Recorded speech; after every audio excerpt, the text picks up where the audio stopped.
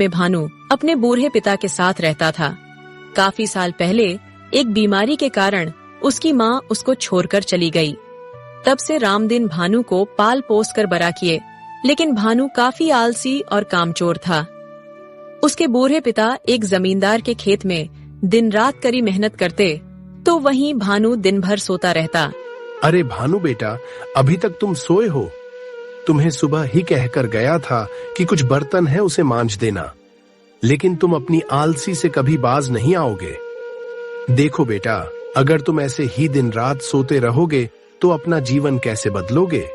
ओहो बाबा, मुझे माफ कर दीजिए, मुझे लगा अभी सुबह ही हो रहा है। आप चिंता मत कीजिए, मैं अभी बर्तन मांज देता हूँ। आप खाना खाकर जमींदार के खेतों में काम करने चले जाइए, वरना वो खामोखाह गुस्सा करने लगेंगे।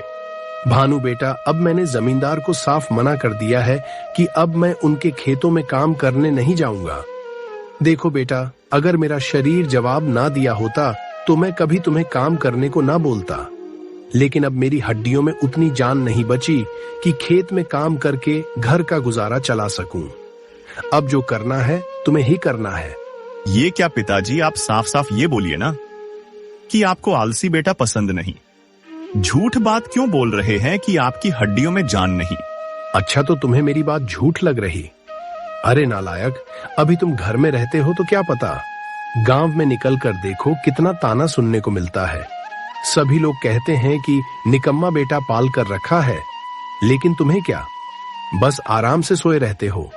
और हाँ, जब मर जाऊंगा तब तुम्हें पता चलेगा कि मैं झूठ बोल रहा था या सच। भानु गुस्सा होकर घर से बाहर निकल जाता है और एक जंगल में जाकर पैर के नीचे बैठ जाता है। पता नहीं ये गांव वाले अपने आप को क्या समझते हैं। उन्हें क्या जरूरत थी मेरे पिता को बहकाने की? अगर मैं थोड़ा आराम कर लेता हूं तो उनको क्या हो जाता है।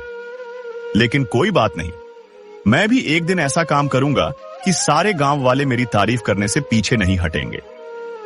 लेकिन अभी मुझे थकावट महसूस हो रही है, थोड़ा आराम कर लेता हूँ।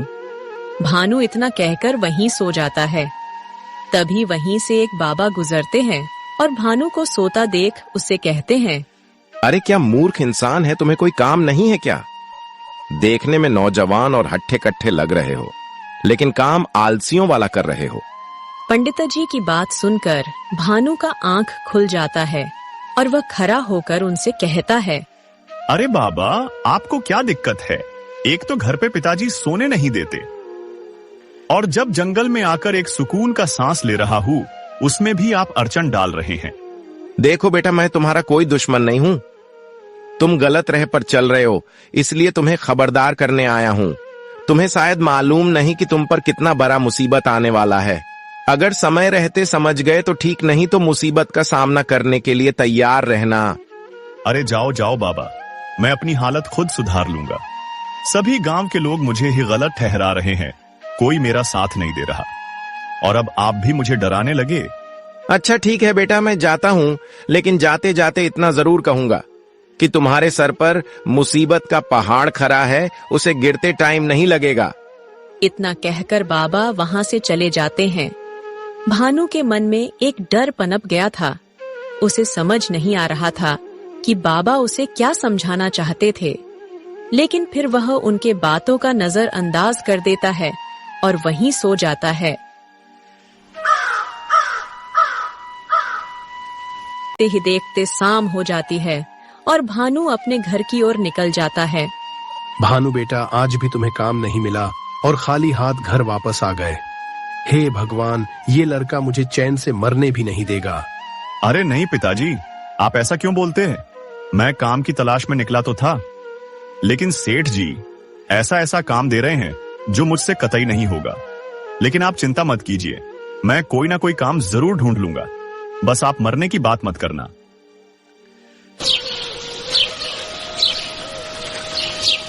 अगली सुबह होते ही भानु बिस्तर से उठ जाता है और काम की तलाश में निकल जाता है।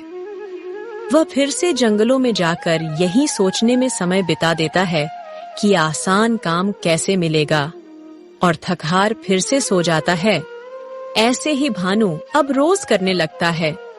अपनी आलसी और बढ़ाता जाता है और ऐसा दिन आ जाता है कि उसके पिता बिस्तर से उठ नहीं पाते हैं। काफी जोर की उनकी तबीयत खराब हो जाती है। अब भानु काफी परेशान हो चुका था, क्योंकि ना तो घर में कुछ खाने को बचे थे और ना ही पैसा। भानु बेटा, अब मेरा बचना उम्मीद नहीं, तुम अपना ख्याल रखना। अगर भूख लगे तो कोई भी काम कर लेना, काम छोटा बड़ा नहीं होता। इंसान का सोच छोटा बड़ा होता है। आप मुझे छोड़कर नहीं जा सकते। मैं अभी आपको हॉस्पिटल ले चलता हूँ। मुझे उम्मीद है आप ठीक हो जाएंगे। भानु अपने पिता को जल्दी से डॉक्टर के पास ले जाता है। उनकी हालत काफी ज्यादा खराब थी। डॉक्टर उन्हें चेकअप करके भानु से कहते हैं, देखो भानु, मैंने अभी उनका इलाज तो कर दिया है, लेकिन जल्द से जल्द ऑपरेशन नहीं किया तो उनको बचाना मुश्किल हो जाएगा। लेकिन डॉक्टर साहब, ऑपरेशन में तो पैसे लगेंगे। हाँ भानु, पैसे तो लगेंगे, लेकिन तुम्हारे पास ज्यादा समय नहीं है। जितनी जल्दी तुम 40,000 रुपए जमा करोगे, उतनी जल्दी तुम्हारे पिता का बचना आसान होगा। अगर लेट हुआ तो शायद बचाना भी मुश्किल हो जाएगा। इसलिए तुम अभी से ही इंतजाम करना शुरू कर दो। नहीं नहीं डॉक्टर साहब, मेरे पिता को कुछ नहीं होना चाहिए। मैं तुरंत पैसे का इंतजाम करता हूँ। बस आप उन्हें बचा लीजिए। ठीक है भानु, मैं अभी इनको कुछ दवाइयां दे देता हूँ। इन दवाइयों से ये कुछ दिन आराम से रहेंगे। तब तक तुम पैसों का इंतजाम कर लेना। अब ले जाओ इनको घर। भानु अपने पिता को घर ले आता है। उनकी हालत अब कुछ ठीक थी, लेकिन ऑपरेशन करना बहुत जरूरी था। भानु को भूख लगा था, लेकिन घर में राशन न होने के कारण भूखे ही सोने चला जाता है। लेकिन उसे नींद कहाँ से आएगी? इतनी बड़ी मुसीबत जो आई है। हे भगवान, अब पैसे कहाँ से आएंगे? पिताजी ठीक कहते थे कि बेटा मेहनत करो, आलसी करने से कुछ नहीं होगा। अगर पिताजी को कुछ भी हुआ तो इसका जिम्मेदार सिर्फ और सिर्फ मैं ही होऊंगा। सुबह होते ही सेठ जी से पैसे उधार पर ले लूंगा और पिताजी का इलाज शुरू करा दूंगा, नहीं तो बीमारी बढ़ जाएगी। अगली सुबह होते ही भानु पैसे उधार पर लेने जमींदार के यहाँ निकल जाता है। अरे भानु, तुम मेरे यहाँ। अब क्या हुआ? जब से तुम्हारा पिता मेरे यहाँ काम छोड़ा है, तब से सारा काम रुका हुआ है। लेकिन तुम उदास लग रहे हो, क्या हुआ? सब ठीक तो है ना? नहीं सेठ जी, कुछ ठीक नहीं है। मेरे पिताजी का तबीयत बहुत जोर की खराब है और डॉक्टर साहब 40,000 रुपए का मांग किए हैं। लेकिन हम गरीब आदमी इतने कम समय में इतना ज्यादा पैसा कहां से लाएंगे? आप तो एक जमींदार हैं और मेरे पिता आपके यहाँ काफी सालों से काम किए हैं। आप उनकी मदद कर दीजिए सेठ जी। अब उनकी जान आपके हाथों में है। क्या 40,000 रुपए? अरे भानु, लगता है तुम्हारा दिमाग खराब हो गया है। अब तुम्हारा बाप बुढ़ा हो चुका है और जो घोड़ा लंगड़ा हो जाए उस पर कभी पैसा नहीं लगाना चाहिए। अब तुम्हारे पिता से मुझे कोई उम्मीद भी नहीं। जैसे उसने मेरे काम को लात मारा, वैसे मैं भी तुम्हारे फरियाद को लात मारता हूँ। चलो जाओ यहाँ से। 40,000 रुपए तो क्या, 40 रुपए भी देना पसंद नहीं करूंगा। भानु को एक उम्मीद था कि जमींदार उसकी मदद जरूर करेगा, लेकिन उसके उम्मीद पर पानी फिर गया। बेचारा उदास गांव के मुखिया के पास जाता है। शायद यहाँ उसे कोई मदद मिल सके। भानु मुखिया के पास भी हाथ पांव जोड़ता है, लेकिन उसे वहाँ भी कोई मदद नहीं मिलती। बेचारा उदास होकर जंगल में उसी पैर के पास जाकर बैठ जाता है। लेकिन आज उसको नींद नहीं आ रही थी। आज उसकी आंखों में एक डर झलक रहा था। हे भगवान, मुझे माफ कीजिए। आज मेरी आलस की वजह से कोई काम देने को तैयार नहीं हो रहा है और आपको तो पता ही है कि बिना काम मिले पैसे का इंतजाम कैसे होगा। आप मेरी मदद करें भगवान। मुझे मेरी गलती का पछतावा हो गया है। आज से मैं आलस नहीं करूंगा। भानु एक पछतावा के आंसू बहा रहा था। उसे कोई राह नहीं दिख रहा था। तभी उसी रास्ते से वही पंडित गुजर रहा था और भानु को रोता देख उसे कहता है, क्या हुआ बेटा? मुसीबत आई तो खून के आंसू रोने लगे? मैंने तुम्हें पहले ही आगाह कर दिया था कि तुम्हारा आलस तुम्हें एक दिन ले डूबेगा, लेकिन तुमने मेरी बात को मजाक लिया और देखो आज तुम्हारी हालत बद से बदतर हो गई। मुझे माफ कर दीजिए बाबा, मैंने आपकी बात को हल्के में लिया। लेकिन बाबा, आज मुझ पर बहुत बड़ी संकट आई है। पिताजी का तबीयत काफी सीरियस है।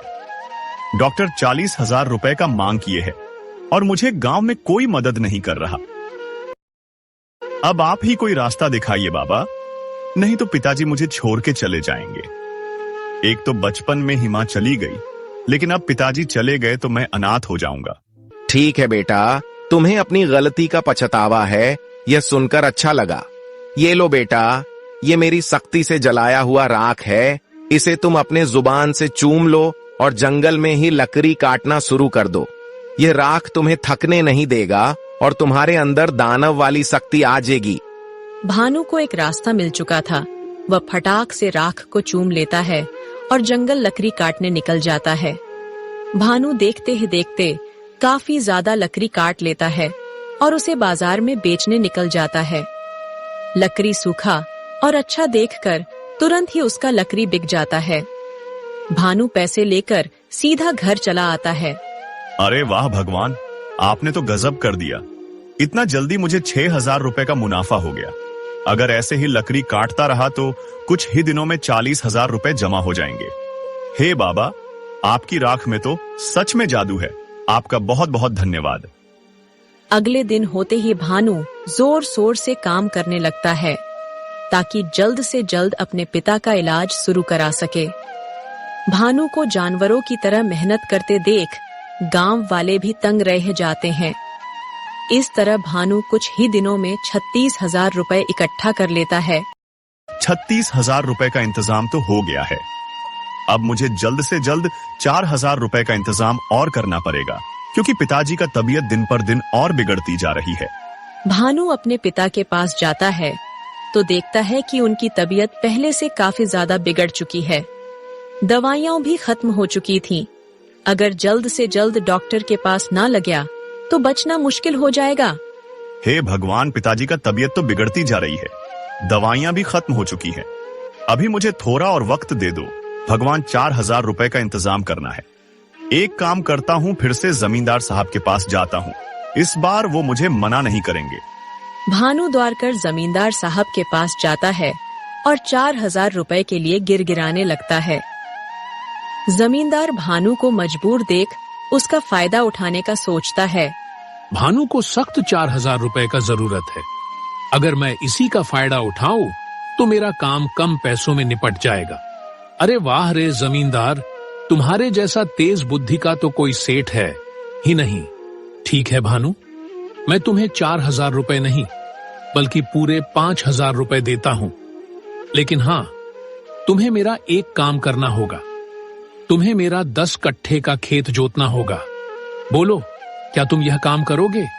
ठीक है मालिक, अगर आपका यह काम करने से मेरे पिताजी का इलाज हो सकता है और वह बच सकते हैं, तो मैं यह काम पूरे मेहनत और लगन से करूंगा। एक भी शिकायत का मौका नहीं दूंगा। भानु जल्द से जल्द 4,000 रुपए इकट्ठा करना चाहता था। वह बिना रुके खेत में कुदाल लेकर चला जाता है। भानु दिल लगाकर मेहनत करता है। उसे यकीन था कि भगवान उसका साथ जरूर देंगे। शाम हो जाती है और 10 कट्ठा जमीन भानु जोत देता है। वह सेठ के पास जाता है और अपनी मेहनत का पैसा मांगता है। सेठ जी, आपके कहे अनुसार खेत की जुताई खत्म हो गई।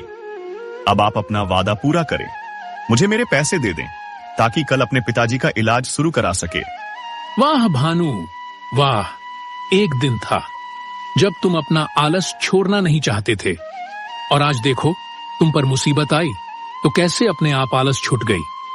ये लो तुम अपने पैसे और जल्द से जल्द अपने पिताजी का इलाज शुरू कराओ। अगले दिन ही भानु अपने पिता को हॉस्पिटल में एडमिट कर देता है। पैसे पूरे होने के कारण उनका इलाज भी जल्द से जल्द हो जाता है। ऐसे ही कुछ दिन बीत जाता है और भानु के पिता बिल्कुल ठीक हो जाते हैं। अरे वाह बेटा, आज मुझे तुम पर गर्व हो रहा है कि तुम मेरा बेटा हो। मुझे तो कोई उम्मीद नहीं थी कि मैं बचूंगा, लेकिन तुमने कड़ी मेहनत की, डॉक्टर के फीस चुकाए और मुझे एक नया जीवन दान दी। मैं बहुत खुश हूँ बेटा। ऐसे ही मेहनत करते रहो और खुश रहो मेरे लाल। ऐसे ही एक दिन भानु जंगल में लकड़ी काटने निकलता है तो फिर से वही बाबा उसी रास्ते में भेंट होते हैं। अरे बाबा, आपकी कृपा से मैंने मेहनत करना सीख लिया। और आपकी उस राख की मदद से अपने पिता का इलाज सफलतापूर्वक करा लिया। आपका बहुत बहुत धन्यवाद बाबा जी। अगर आप उस राख में अपना जादू ना मिलाए होते तो आज मेरे पिताजी इस दुनिया में ना होते और मैं भी कहीं आलस के कारण सोया होता। सच में उसमें जादू था, वरना मैं इतना मेहनत नहीं कर पाता। बाबा जी भानु के बातों पर हंसने लगे और सारी सच्चाई बताने लगे। अरे भानु बेटा, तुम शायद बहुत भोला हो। तुम्हें क्या लगा कि तुम इतना मेहनत जो कर रहे हो उसकी वजह वह भभूत है? नहीं बेटा, तुम जो भी मेहनत किए वो अपने लगन से किए। बस मैंने तुम्हारे अंदर आत्मविश्वास जगाया है। वो भस्म नकली था। तुम्हें राह दिखाने के लिए वह कोई अद्भुत शक्ति नहीं, बल्कि तुम्हारे अंदर का डर था जिसे तुमने निकाल फेंका। क्या सच में बाबा वो सिर्फ राख था?